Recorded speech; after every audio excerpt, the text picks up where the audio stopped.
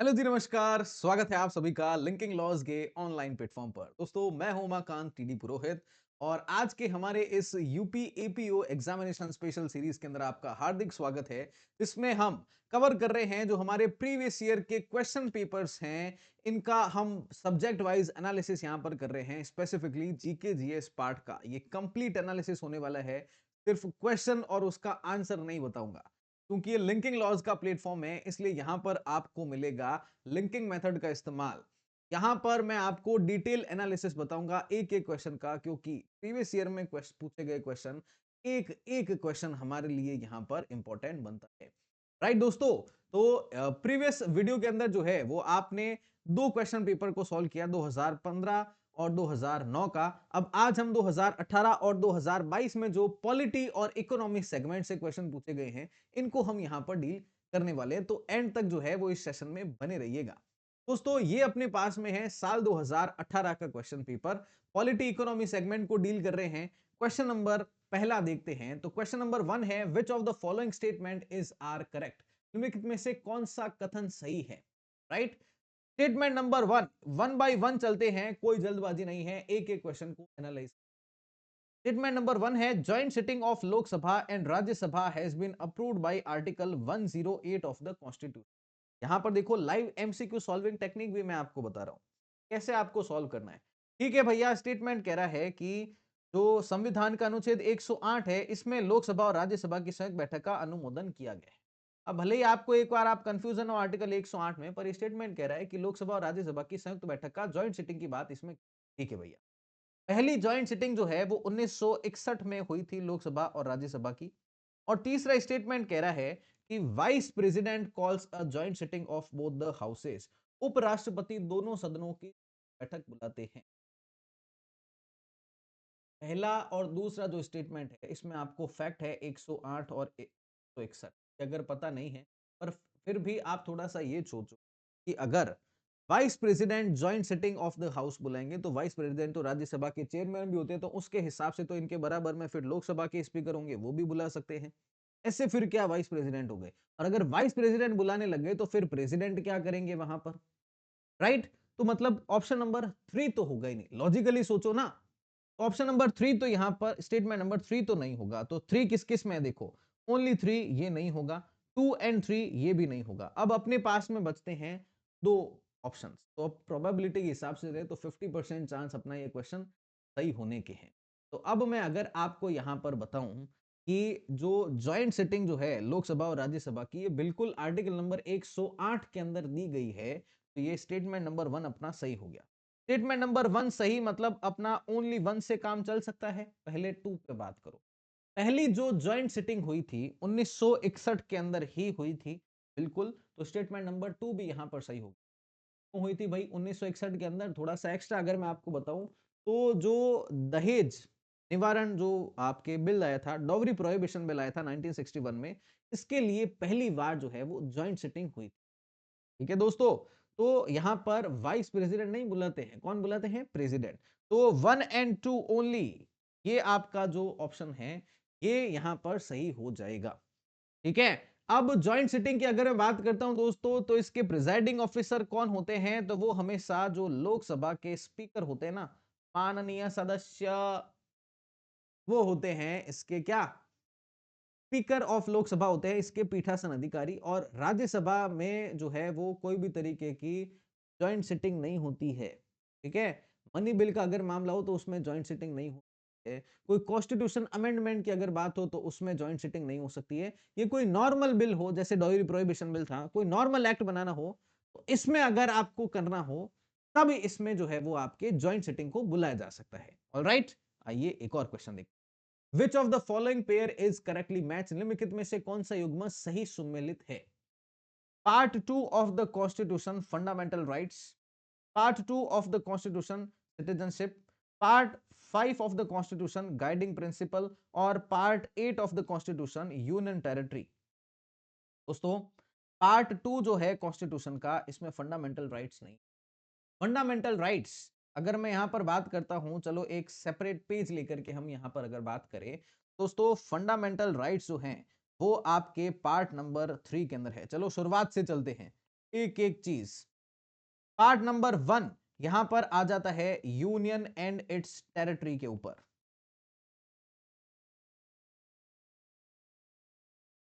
Union and it's territory, ठीक है।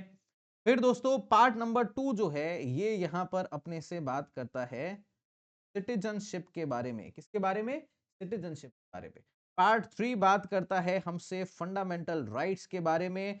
फिर पार्ट 4 बात करता है हमसे आपके डीपीएसपी के बारे में, directive principle of state policies, राज्य के नीति निर्देशक तत्वों के बारे में। फिर 4A जो है ये बात करता है फंडामेंटल ड्यूटीज के बारे में। फिर 5 बात करता है यूनियन एग्जीक्यूटिव के बारे में। तो ऐसे जब पार्ट्स आपको याद होंगे तब इस तरीके का कोई भी क्वेश्चन पूछ लो अपन तो अटकेंगे ही नहीं। और आप लिंकिंग लॉज के स्टूडेंट हो तो आप तो वैसे ही नहीं अटकने वाले हो। तो देखो फंडामेंटल राइट्स पार्ट 2 में नहीं है, काट दो। Part 5 of constitution guiding principle, जी नहीं, वो तो 4 के अंदर है। Part 3 of constitution union territory, ठीक है। Part 2 of the constitution citizenship, तो सिटीजनशिप तो अपना बिल्कुल पार्ट 2 के अंदर ही है। तो ऑप्शन नंबर बी यहां पर आपके करेक्ट आंसर होगा। तो भैया देखो पार्ट 2 में क्या है? सिटीजनशिप। पार्ट 3 में क्या है? Fundamental rights. पार्ट 4 में क्या है? Directive principle. पार्ट 8 के अंदर क्या है? क्या है? यूनियन टेरिटरीज, ठीक है दोस्तों।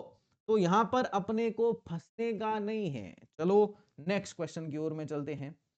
विच of the following statement is are correct with respect to complete provision of urban amenities in rural areas model? PURA model जो है ये किसने दिया है? This is the Gandhian approach to development, statement number 1। Statement number 2, on February 5, 2004 doctor APJ Abdul Kalam gave this concept. 5 फरवरी 2024 को doctor APJ Abdul कलाम ने इसकी अवधारणा दी थी। करेक्ट अपने को चुनना है। तो बिल्कुल यहां पर ये गांधीयन अप्रोच है डेवलपमेंट की। जब भी गांव की ग्राम स्वराज की बात हो गांधी जी को बिल्कुल मान लो कि हाँ उन्होंने कहा। फिर डॉक्टर एपीजे अब्दुल कलाम ने एक कॉन्सेप्ट दिया था। तो option number C 1 and 2 is the correct answer here. पूरा का मतलब क्या होता है? Providing urban amenities in rural areas. क्या है? Providing urban amenities in rural areas. गांव जो है उनमें भी आप शहरों जैसी सुविधाएं दे दो तो गांव से शहरों में पलायन नहीं करेंगे। ये क्या है? गांव का जो है वो सेल्फ सफिशिएंसी, गांव की आत्मनिर्भरता के ऊपर ये ज्यादा फोकस करता है और ये ग्राम स्वराज से ज्यादा इंस्पायर्ड है। ठीक है दोस्तों। तो और क्वेश्चन करते हैं। Which of the following is an exception to the sources of income of Uttar Pradesh panchayat? निम्नलिखित में से उत्तर प्रदेश पंचायतों की आय के स्रोत का कौन सा अपवाद है? Cattle tax, local business tax, building tax और नन ऑफ द अबोव। गौर से देखो क्वेश्चन को, गौर से देखो फिर हल करना। यहां पर आपसे पूछ रहा है कि पंचायत इनमें से उत्तर प्रदेश पंचायत की आय का स्रोत कौन सा है? तो देखो पंचायत जो है वो पशु कर ले सकती है, पंचायत जो है वो बिल्डिंग हाउस टैक्स भी ले सकती है, पर पंचायत लोकल बिजनेस टैक्स नहीं ले सकती है। तो option number B correct answer होगा। तो सर फिर पंचायत कौन सा ले सकती है? मतलब ये जो लोकल बिजनेस टैक्स है ये कौन लेगा? तो ये आपके जो नगरीय निकाय होते हैं ना, ये टैक्स लेंगे। ये पंचायत नहीं ले सकती, अर्बन लोकल बॉडीज नहीं ले सकती है, पंचायत नहीं ले पाएगी।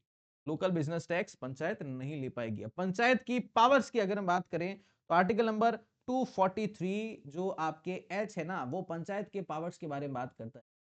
और रेवेन्यू सोर्स से किस किस से लेंगे, क्या क्या लेंगे, वो जो राज्य की विधानसभा होती है ना उसको ऊपर छोड़ दिया कि भैया आप तय कर लेना, फिर वो तय करके बता देते हैं। ओके, आ जाओ एक और question. Which of the following type of equality has been tried by the framers of the constitution through article 17 and 18? निम्नलिखित में से किस प्रकार की समानता का प्रयास संविधान निर्माताओं ने अनुच्छेद 17 व 18 के द्वारा किया है? ऑप्शंस हैं इकोनॉमिक इक्वालिटी आर्थिक समानता, सोशल इक्वालिटी सामाजिक समानता, पॉलिटिकल इक्वालिटी राजनीतिक समानता और रिलीजियस इक्वालिटी धार्मिक समानता। तो दोस्तों option number B social equality सामाजिक समानता जो है ये यहां पर करेक्ट आंसर होगा। आर्टिकल 17 बात करता है अस्पृश्यता का अंत की, अबॉलिशन ऑफ अनटचेबिलिटी के बारे में आर्टिकल 17 बात करता है। वहीं पर आर्टिकल 18 आपके यहां पर बात करता है अबॉलिशन ऑफ टाइटल्स के बारे में। किसके बारे में? अबॉलिशन ऑफ टाइटल्स के बारे में। तो दोस्तों सोशल इक्वालिटी की अगर मैं बात करता हूं यहां पर, तो ये आर्टिकल नंबर 15 से 18 के अंदर जो है ये बात की गई।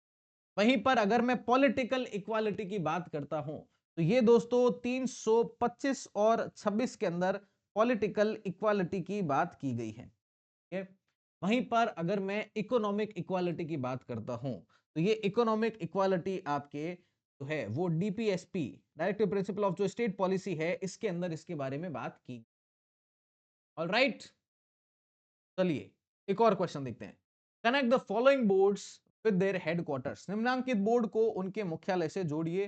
लिस्ट वन यहां पर अपने को बोर्ड को दे रखी है और दूसरा है कि इनका हेडक्वार्टर कौन सी सिटी के अंदर है। तो कॉफी बोर्ड ऑफ इंडिया जो है ये आपका कहां पर है, ये है बेंगलुरु के अंदर। कहां पर है? बेंगलुरु के अंदर। ठीक है। जूट बोर्ड कहां पर है? तो ये है कोलकाता के अंदर। ओके, ये भी अपना काम हो गया यहां पर। फिर दोस्तों तंबाकू बोर्ड जो है ये है गुंटूर के अंदर, जो कि है आंध्र प्रदेश में। और फिर आ गया आपका राष्ट्रीय मत्स्य विकास board, national fisheries development board, ये है आपके हैदराबाद के अंदर। तो मेरी लिंकिंग ऐप के ऊपर जो रैपिड रिकॉर्डेड कोर्स में क्लासेस है ना, जो हमारा यूपी एपीओ का कोर्स है, उसके अंदर ना ये बोर्ड वोर्ड ये सब चीजें बहुत ही अच्छे तरीके से मैंने वहां पर करवा रखी है। अगर आप वो क्लासेस करना चाहो ना, तो मैं आपको बता देता हूँ कि सिर्फ आपके जो है वो 999, सिर्फ 999 रुपए के अंदर पूरा का पूरा यूपी एपीओ का कंप्लीट रैपिड रिकॉर्डेड कोर्स जो है वो आपको लिंकिंग ऐप के ऊपर मिल जाएगा। इसमें खाली जीके जीएस नहीं, में आपके लॉ का सेगमेंट जो है इसको भी डील कर रखा है। 5 फुल लेंथ मॉक टेस्ट भी है, लाइव क्लास भी इसमें जो है वो यूपी पुलिस एक्ट की चलने वाली है, और करंट अफेयर्स को तो एकदम बढ़िया तरीके से हम एक्सटेंसिवली इसमें और अच्छे तरीके से डील और ज्यादा करने वाले हैं। फिर यहाँ पर ई एक्सेस भी आपको लिंकिंग पब्लिकेशन का मिल जाएगा। इंग्लिश जैसे ये क्लास हो रही है वैसे ही वहां पर वो भी होने वाली है। तो ये भी आपके पास में एक ऑप्शन है। आप जो है वो 1000 रुपए से भी कम में ये कोर्स भी ले सकते हो, और यूट्यूब के ऊपर तो आपके लिए क्लासेस हो ही रही है, का भी आप फायदा उठा सकते हो। तो ऐसे करके क्या है कि बढ़िया तरीके से आप चीजों को डील कर सकते हो, क्योंकि अब समय अपने पास में कम है। तो वापस coming back to this question, अब देखो यहां पर बेंगलुरु, गुंटूर, हैदराबाद, कोलकाता ये तो हमने कर लिया, तो अब मैच कर लेते हैं भाई। तो दोस्तों कॉफी बोर्ड ऑफ इंडिया मतलब ए जो है ये आपके है 3 नंबर। ठीक है। 3 नंबर की जब मैं बात करता हूं तो सी और डी ऑप्शन तो मैं काट ही देता हूं, क्योंकि इसमें आगे 3 नंबर नहीं है। ठीक है।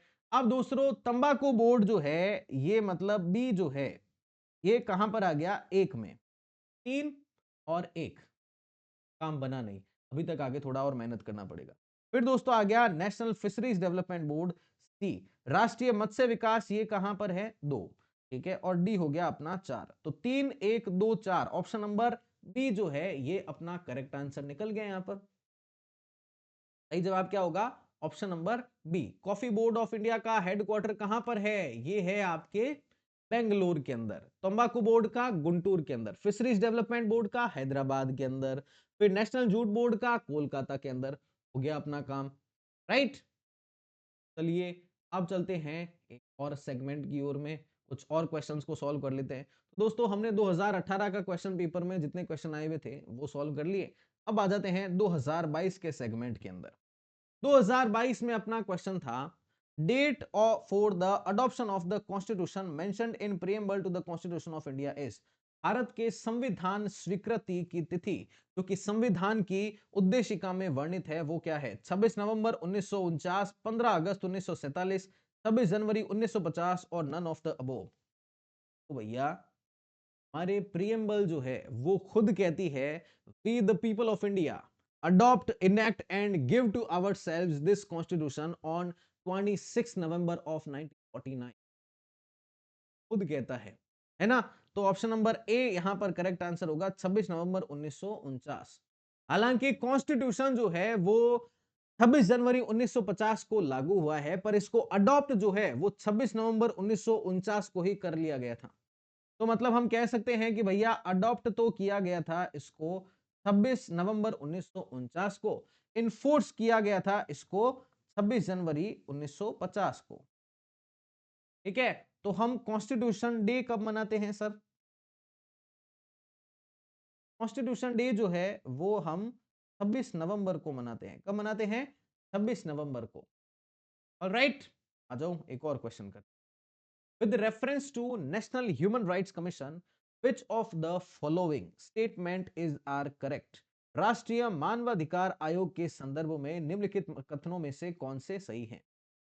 Number statement number 1, it was established on October 2 1993, इसकी स्थापना 2 अक्टूबर 1993 को की गई थी। Statement number 2, it is the statutory body, ये एक संवैधानिक निकाय है।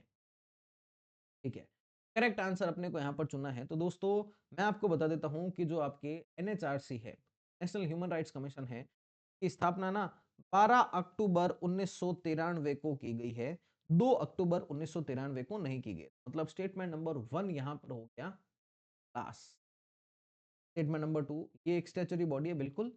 ह्यूमन राइट्स एक्ट बनाया गया है, protection of human rights act 1993, बिल्कुल ये एक संवैधानिक निकाय है। तो स्टेटमेंट नंबर 2 यहां पर करेक्ट है। तो करेक्ट आंसर क्या होगा? ऑप्शन नंबर ए, ओनली 2 यहां पर करेक्ट आंसर होगा। क्या दोस्तों, चेयरमैन जो होते हैं ये कौन हो सकते हैं? तो पहले जब ये एक्ट बनाया गया था उस समय पर था कि जो former chief justice of India होंगे ये होंगे। अभी रिसेंटली इसमें अमेंडमेंट किए गए हैं और इन अमेंडमेंट के बाद में अब कर दिया कि जरूरी नहीं है कि retired chief justice of India ही हो, अब रिटायर्ड सुप्रीम कोर्ट जज है इनको भी अध्यक्ष बनाया जा सकता है। हेडक्वार्टर है इसका न्यू दिल्ली के अंदर। कहां पर है? न्यू दिल्ली के अंदर जो है वो इसका हेडक्वार्टर है। और ये कोई भी एक कॉन्स्टिट्यूशनल बॉडी नहीं है, ये क्या है? ये एक स्टैट्यूटरी बॉडी है। ओके, आइए एक और question. Insurance sector is enlisted in which schedule? Bharat में बीमा क्षेत्र को संविधान की किस अनुसूची में सूचीबद्ध किया गया है? 7वीं अनुसूची में, 6ठी अनुसूची में, 9वीं अनुसूची में और 8वीं अनुसूची? अगर कुछ भी नहीं पता ना, एकदम ठेठे ही बुद्धि है, दिमाग काम ही नहीं कर रहा है, फिर भी थोड़ा बहुत बताओ को कर लोगे। 6th शेड्यूल जो है वो स्पेशल स्टेटस देता है ट्राइबल एरियाज को, जिसमें आते हैं आपके असम, मेघालय, त्रिपुरा और मिजोरम, एएमटीएम को। 9th शेड्यूल पंचायती राज से रिलेटेड है। 8th शेड्यूल भाषा से रिलेटेड है। तो पीछे बचा कौन सा? 7th schedule.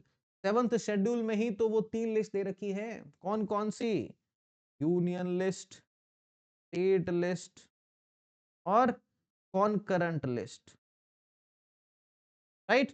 तो option number A, 7th schedule जो है वो अपना करेक्ट आंसर है। यूनियन लिस्ट के अंदर इंश्योरेंस को डाला हुआ है और एंट्री नंबर 47 जो है वो है इंश्योरेंस।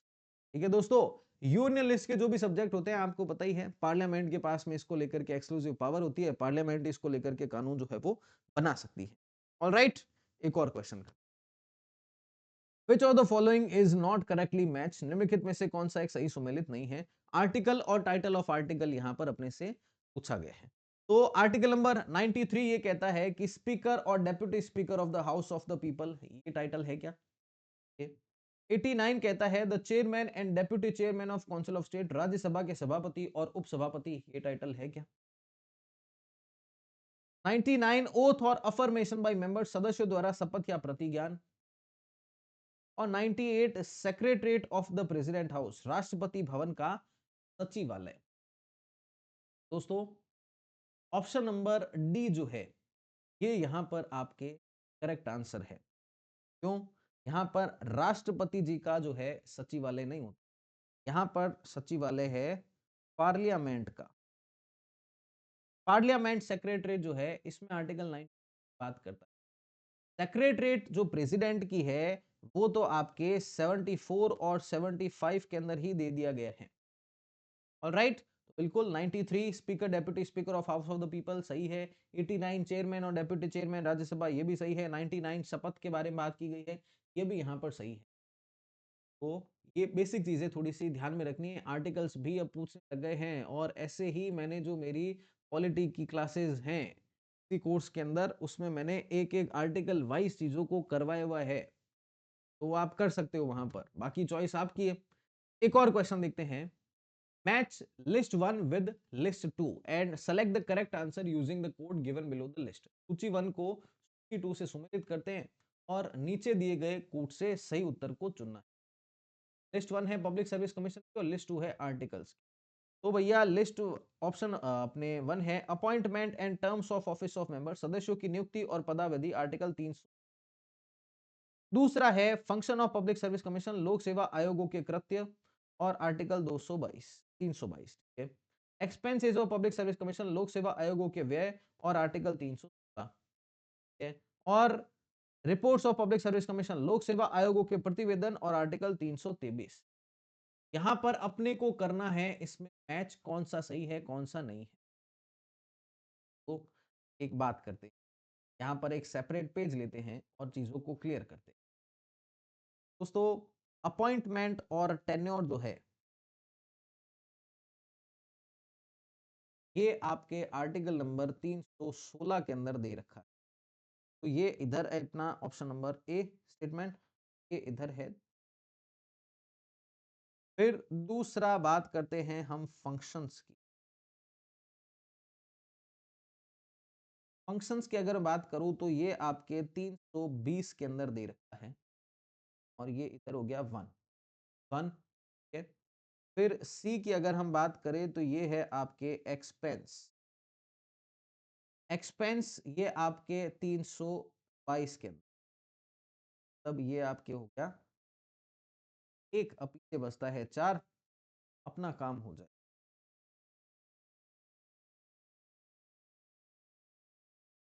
कोर्ट्स ये आ गई आपके 323 के अंदर। तो बेसिकली दोस्तों आर्टिकल नंबर 315 से लेकर के 323 के अंदर आपके पब्लिक सर्विस कमीशन की बात की गई। ऑप्शन नंबर बी जो है ना 3124, ये देखो यहाँ पर 3124, ये यहाँ पर आपके करेक्ट आंसर नहीं। यूपीएससी और स्टेट पीएससी की अगर बात करता हूं तो हमारे कॉन्स्टिट्यूशन के पार्ट नंबर 14 जो है 14वां जो भाग है के अंदर ये दे रखा है चेयरमैन और मेंबर यूपीएससी के जो है इनको अपॉइंट किया जाता है भारत के राष्ट्रपति जी के द्वारा, और अगर राज्य की बात की जाए तो वहां के राज्यपाल के द्वारा। अब यूपीएससी के अंदर तो क्या है कि हटाया भी जाता है राष्ट्रपति जी के द्वारा, पर राज्य के अंदर ऐसा नहीं होता है। राज्य के अंदर जो मेंबर्स बनाए जाते हैं स्टेट पब्लिक सर्विस कमीशन के या चेयरमैन बनाए जाते हैं, उनको हटाया जाता है किसके द्वारा? भारत के राष्ट्रपति के द्वारा। वहां पर गवर्नर साहब की पंचायती नहीं चलती। एक और क्वेश्चन कर, who among the following is not the member of 15th finance, 15वें वित्त आयोग के सदस्यों में निम्न में से कौन इसका सदस्य नहीं है? Professor Anoop Singh, doctor Ashok Lahiri, professor Ramesh Chand और केसी नियोगी। तो दोस्तों मैं आपको बता देता हूं कि 15th फाइनेंस कमीशन जो है, अब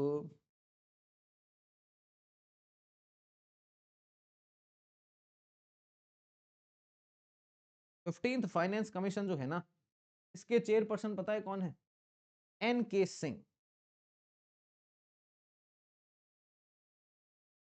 अभी अब 16th भी बन गया है, अपना 2026 अभी एग्जाम है 16th जो है ये चेयरपर्सन है मिस्टर अरविंद पनघड़िया।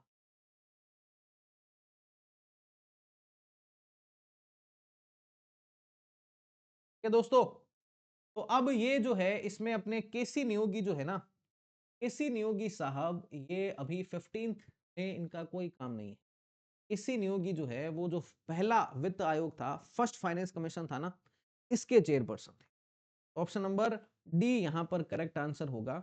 में मेंबर्स थे एन के सिंह साहब इसके चेयरपर्सन, डॉक्टर अशोक लाहिरी बिल्कुल सही है, प्रोफेसर रमेश चंद भी बिल्कुल सही है, और प्रोफेसर अनूप सिंह।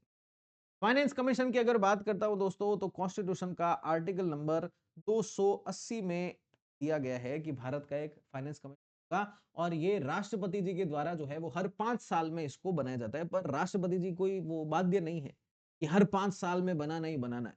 राष्ट्रपति जी की इच्छा होगी तो बनाएंगे, नहीं होगी तो नहीं बनाएंगे। For example 15th finance commission जो ये था, इसमें ना राष्ट्रपति जी ने इसका कार्यकाल 2 साल और बढ़ा दिया कि लो भैया थोड़ा हम सेटिस्फाई नहीं है। तो ये कोई जरूरी नहीं है कि हर 5 साल में उनको बनाना ही बनाना है, नहीं बनाएंगे तो भी चलेगा। ये राष्ट्रपति जी के विवेक पर निर्भर करता है। मतलब shall be a council of minister which shall be headed by a prime minister, और ये एड एंड एडवाइस देगी प्रेसिडेंट को, आर्टिकल 74 75 कहता है। तो सरकार की मंजूरी के ऊपर है कि वो चाहे जब बनाएंगे, नहीं चाहेंगे तब नहीं बनाएंगे। अब ये काम क्या करता है वित्त आयोग? तो जो टैक्स का पैसा आता है इसका डिवोल्यूशन करने का काम करता है कि भैया ये पैसा केंद्र को जाना है और ये पैसा राज्य को जाना है, ये बताता है फाइनेंस कमीशन। ओके, चलो एक और क्वेश्चन करते हैं। The definition of money bill is given in which of the following articles of Indian constitution? भारतीय संविधान के निम्न में से किस अनुच्छेद में धन विधेयक मनी बिल की परिभाषा दी गई है? आर्टिकल 110, आर्टिकल 112, आर्टिकल 117 और आर्टिकल 98। मनी बिल की डेफिनेशन दोस्तों, मनी बिल की जो डेफिनेशन है वो आर्टिकल नंबर 110 के अंदर ही दी गई है। तो ऑप्शन नंबर ए यहां पर अपना करेक्ट आंसर हो जाएगा। अब मनी बिल है या नहीं ये कौन तय करता है? तो ये तय करता है लोकसभा के स्पीकर। वर्तमान में कौन है? मिस्टर ओम बिरला वर्तमान में लोकसभा के स्पीकर है। पर एक चीज मैं आपको और बता देता हूं कि राज्यसभा के चेयरमैन का यहां पर कोई भी रोल नहीं होता है। Only and only Lok Sabha can define कि ये मनी बिल है या फिर नहीं है। यहां पर राज्यसभा की कोई पंचायती नहीं है, क्योंकि मनी बिल का होता क्या है, तो इससे ही तो हमारा जो फंड होता है, जो कंसोलिडेटेड फंड है, इससे पैसा निकालने का कार्य किया जाता है। इसमें राज्यसभा का कुछ नहीं करते हैं। और मनी बिल लोकसभा जब पास कर देती है तो उसमें जब राज्यसभा को भेजा जाता है ना, तो उनके पास में सिर्फ 14 दिन का टाइम होता है। उसमें कोई अमेंडमेंट कुछ नहीं कर सकते हैं, उनको बस उसे पास करना ही होता है। और एक चीज और बता देता हूं कि मनी बिल जो होता है ना, वो पहले से ही राष्ट्रपति जी के कंसेंट लेकर के ही जो है वो पेश किया जाता है। ऑलराइट दोस्तों, तो चलते चलते मैं आपको एक बार फिर से बता देता हूं कि यूपी एपीओ जो अपना 2025 का कंप्लीट रैपिड रिकॉर्डेड कोर्स आपके लिए अवेलेबल है लिंकिंग ऐप के ऊपर 999 के अंदर। इसमें ऐसी सारी निटिग्रिटीज जो है वो मैंने वहां पर डील की हुई है। पूरा GK, history, geography, polity, economy, general science, current affairs, ये सब आपका इसके अंदर डील होने वाला है। और साथ ही साथ में लॉ का सेक्शन भी इसी में ही डील होने वाला है। रैपिड रिकॉर्डेड कोर्स है, सारी की सारी क्लासेस आपको इसमें मिलने वाली है। यूपी पुलिस एक्ट की लाइव क्लासेस रहेंगी, करंट अफेयर्स भी इसमें और ऐड होने वाले हैं, 5 फुल लेंथ मॉक टेस्ट इसमें मिलेंगे, ई एक्सेस आपको लिंकिंग पब्लिकेशन का भी इसमें मिलने वाला है। और जैसे हम ये क्लास कर रहे हैं वैसे इंग्लिश क्लासेस रहने वाली है। लिंकिंग लॉज कोड का इस्तेमाल करो और ये कोर्स आप ले सकते हो। और साथ ही साथ में यूपी एपीओ एग्जामिनेशन के लिए एक पेपराथन बुकलेट भी आपके लिए अवेलेबल है। लिंकिंग पब्लिकेशन या फिर लिंकिंग ऐप जाइए और वहां से आप ये बुक को ले सकते हो। इसमें पूरा का पूरा एकदम जैसे ये एनालिसिस किया है ना, वैसे ही जो है वो एकदम परफेक्टली सारी चीजों को वहां पर डील किया गया है। तो चलिए दोस्तों, मिलते हैं आप सभी से ऐसे ही एक और हमारी पीवाईक्यू सीरीज के वीडियो के अंदर। आज हमने देखो पॉलिटी इकोनॉमी को कर लिया है पैक, वैसे ही एक और सब्जेक्ट को करेंगे पैक। तब तक stay fit, stay strong, link your life with the law only on linking loss. Thank you so much for joining in this session. Thank you.